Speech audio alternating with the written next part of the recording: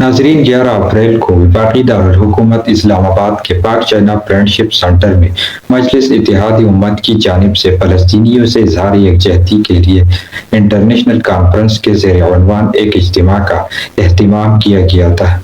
उस इज्तिमा से मुल्क के नामवर उलमाए किराम जैसे मुफ्ती तकी उस्मानी, मुफ्ती मुनीबुर रहमान और मौलाना फजलुर रहमान वगैरह ने खिताब किया था।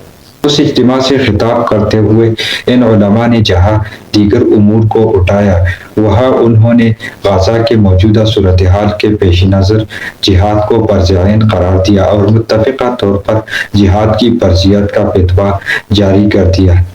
सोशल मीडिया और ख़ास तौर पर इलेक्ट्रॉनिक मीडिया पर उनके बयानात बड़ी हद तक नशर हुए। ख़ास तौर पर उनके जिहाद की फर्जियत का फतवा सोशल मीडिया पर अब तक ज़ेर बहस बना हुआ है। सोशल मीडिया पर जहाँ बड़ी तादाद उनकी तकारीर की तारीफ कर रही है और उनकी जिहाद की फर्जियत के फतवे की तारीफ कर रही है, वहीं पर कुछ लोग उनको तंज का निशाना भी बना रहे हैं और उन पर तनकीद भी कर रहे हैं। साबिक वफाकी वज़ीर फवाद चौधरी उनमें से एक है।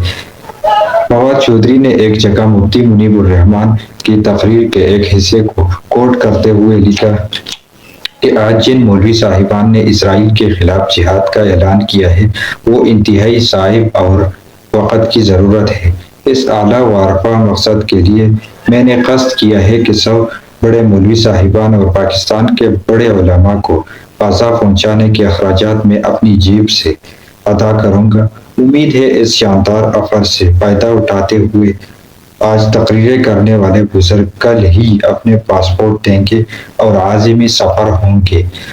एक और ट्वीट करते हुए उन्होंने लिखा कि मेरा ख्याल था सब उलमा को बग़र्ज़ जिहाद गाज़ा पहुँचाने के ऐलान के नतीजे में इतने उलमा तैयार होंगे कि कुरानदाजी करना होगी, लेकिन बदकिस्मती से अभी तक एक भी मौलवी तैयार नहीं हुआ। पाकिस्तान के अंदर KFC वगैरह जलाना जिहाद नहीं, जिहाद के लिए गाज़ा मुनासिब है।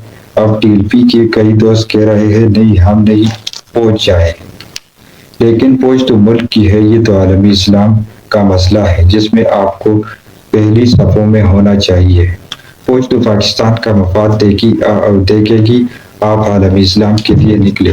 फवाद चौधरी ने उन पर तंज किया है और तंज करते हुए ये 2 ट्वीट्स किए हैं। फवाद चौधरी के इन ट्वीट्स पर मुफ्ती मुनीबुर रहमान साहब का रद्द-ए-अमल सामने आया है।